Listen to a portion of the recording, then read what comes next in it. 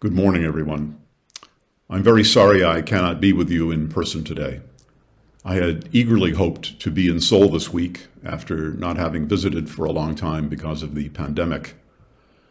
This spring actually marks the 53rd year since I started working on Korea-related matters, and I had really hoped to celebrate that anniversary in Seoul.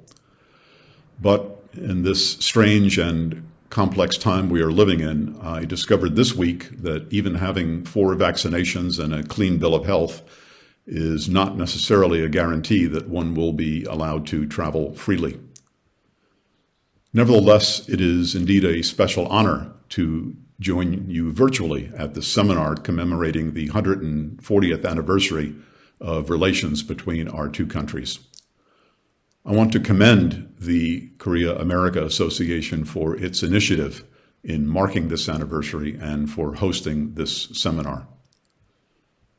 140 years of U.S.-Korea diplomatic ties have witnessed many ups and downs, tragedies and triumphs, failures and successes. But the arc of that relationship has inexorably bent towards broader and deeper ties, towards more and more shared values, and an amazing array of people-to-people links between us. That is surely something worth celebrating this week as we look back over how we have grown together as friends, as partners, and of course, as good allies. And it's very appropriate that we mark this occasion on the eve of President Joe Biden's visit to Korea as he prepares to meet President Yoon and embark with the Republic of Korea's new president on an important journey that will further strengthen, solidify, and expand the great relationship our two countries enjoy. It's been well over 2 years since my last visit to Seoul. There's been much change in both of our countries, a lot of it tragic because of the effects of the pandemic. But our countries have navigated this difficult period rather well. And today we meet on the eve of a summit that will see the two presidents take one of the world's great alliance partnerships and move it to a new level. As everyone in this room knows, during the past 5 years, the United States and the Republic of Korea have navigated one of the most challenging periods in the history of their bilateral relations. During this period, vastly different domestic politics and distinctly different leaders in each country created a unique set of challenges for the alliance. For many of us who closely follow the relationship, there was considerable reason during this period for concern. Concern about whether the alliance would hold and whether it could withstand the strains being placed upon it. For much of this period, the United States was led by a president who made no secret for his disdain of South Korea and for his opposition to an alliance that had bound the two countries together for almost 70 years.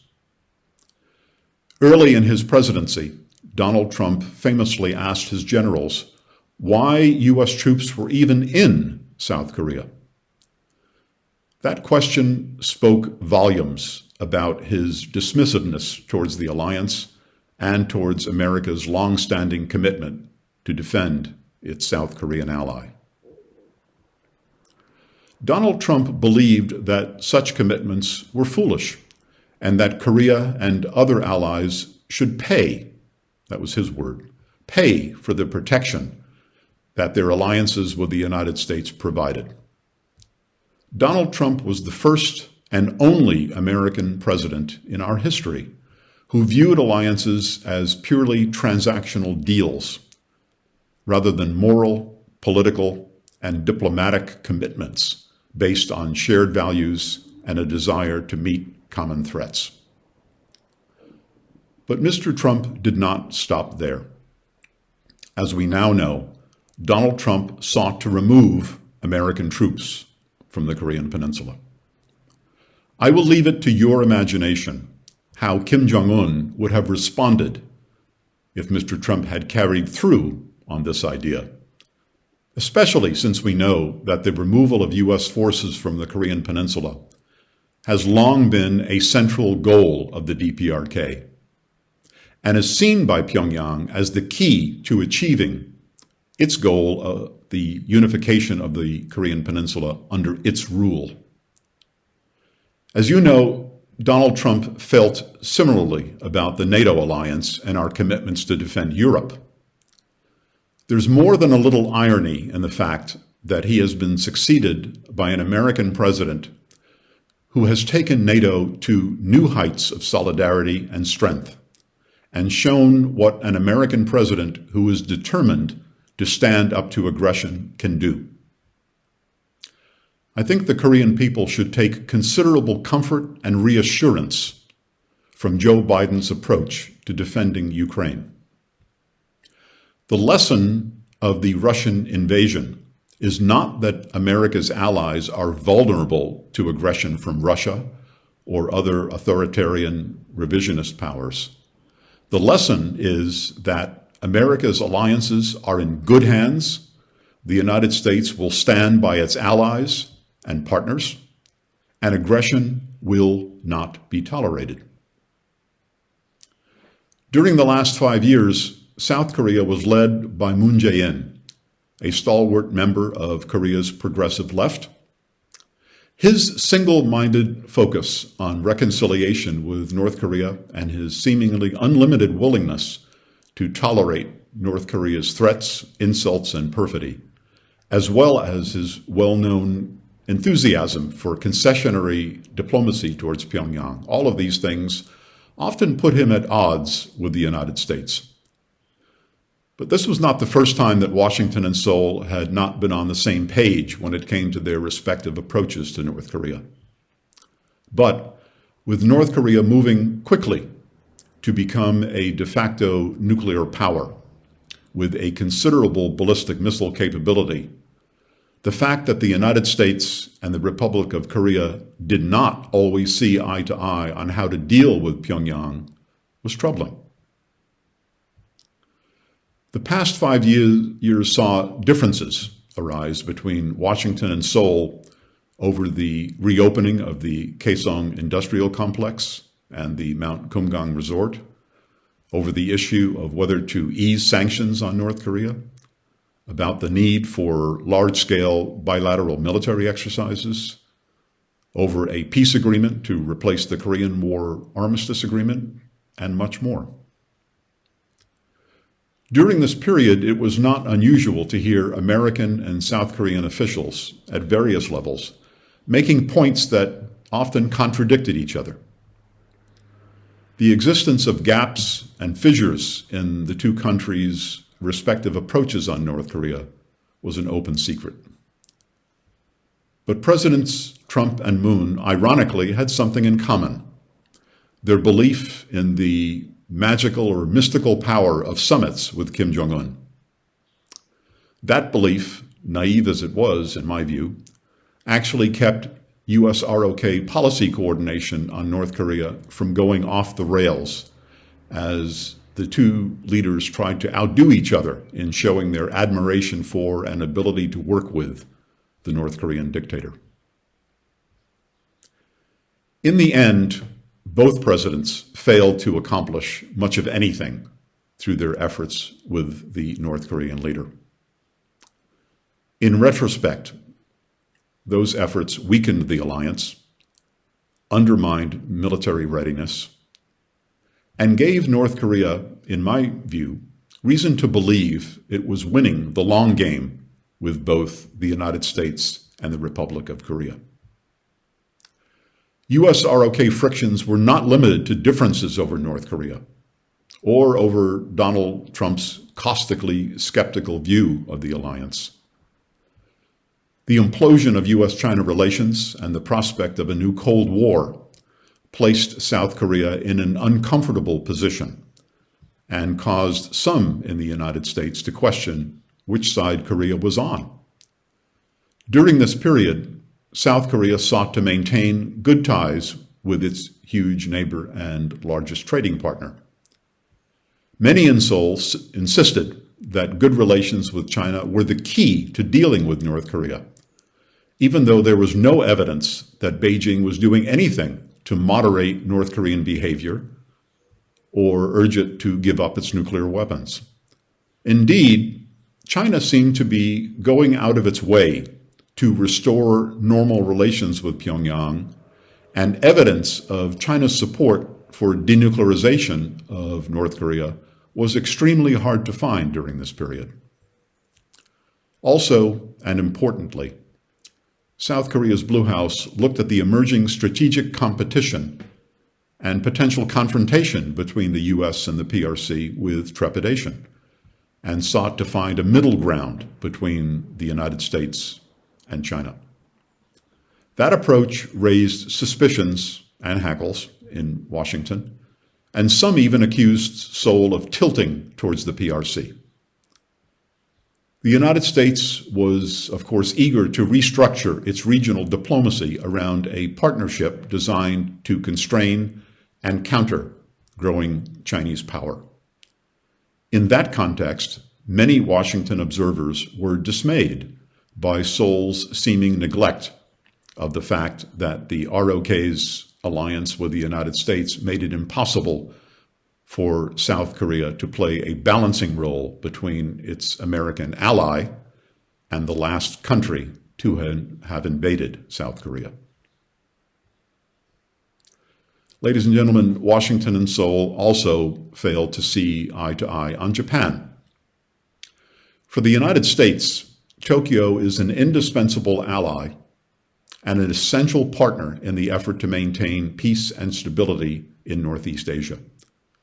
But the dual burdens of a tragic history and competing nationalisms undermined any real prospect for close cooperation between Seoul and Tokyo in recent years, even as Washington continued to believe that such cooperation was central to the success of American-led security architecture in Northeast Asia. It was no accident that Joe Biden's first two summits as president were with the leaders of Japan and Korea. This was not only intended to stress the importance of America's Asian alliances and reaffirm U.S. commitments to Seoul and Tokyo, it was also meant to underscore the view that trilateral cooperation was at the center of Washington's thinking when it came to its relations with both these allies. Most American defense experts understand that you cannot defend Japan without South Korea, and likewise, you cannot defend South Korea without the United States bases and other assets in Japan. In recent years, it's not been clear that many Koreans fully appreciate the implications of this point. But remarkably, during the past 5 years, despite these and other policy differences, despite the anti-alliance fulminations of Donald Trump, and despite the sharp domestic political differences that we've seen between Seoul and Washington, the U.S.-ROK relationship weathered the storm. This was largely due to the hard work, of alliance managers in both capitals, who found a way to bridge gaps, paper over differences, and keep the core of the relationship intact. The U.S.-ROK alliance partnership may have bent, but it did not break. Fortunately for both countries, the election of a new U.S. president, deeply dedicated to a close U.S.-ROK partnership, has jump-started the process of rehabilitating the alliance. This process actually began at last year's summit between President Biden and President Moon, and will surely accelerate as the Biden-Yoon partnership develops. Last year's summit produced a very forward-leaning joint statement that was a powerful indicator of a shift in the tone and substance of bilateral relationships. The statement said, in part, that the United States and the Republic of Korea share a vision for a region governed by democratic norms, human rights, and the rule of law at home and abroad. The statement said, "We seek a partnership that continues to provide peace and prosperity for our peoples while serving as a linchpin for the regional and global order. Above all," the statement said, "we are united in our determination to reinvigorate and modernize our ties for a new era." Today, ladies and gentlemen, with a new Korean president in office, Joe Biden has a new partner who I think is strongly dedicated to the vision conveyed in those words and to a more expansive, values-based vision of the U.S.-ROK partnership, and to a firmer line with North Korea and to a stronger and more prepared military posture on the Korean Peninsula. Key areas of agreement achieved at last year's summit, including the importance of supply chain resiliency, the need for diversification of semiconductor manufacturing and a reduced reliance on China for advanced technology, and the requirement to meet the demands for safe and effective COVID-19 vaccines. All of these things are likely to be built upon in a major way during the Biden-Yoon partnership. That's one of the many reasons why I am eagerly looking forward to this week's summit and why I am very hopeful that the two leaders will quickly and easily find themselves on the same page as they address the many challenges the U.S.-Korea partnership faces. Let me close by saying that because of the rehabilitation process that has been set in motion and because of the likelihood that Presidents Biden and Yoon will forge a solid and productive relationship, the prospects for close and harmonious U.S.-ROK coordination on a range of foreign policy and security challenges, those prospects are better than I have seen them for a long time. I am very optimistic. As I said at the outset, it's been a long journey since May 22nd, 1882. The bilateral relationship has seen challenges, failures, and triumphs. But in a partnership that has seen so much history, it's not an exaggeration to say that the best days of our partnership may be yet to come. Thank you very much for allowing me to speak this morning.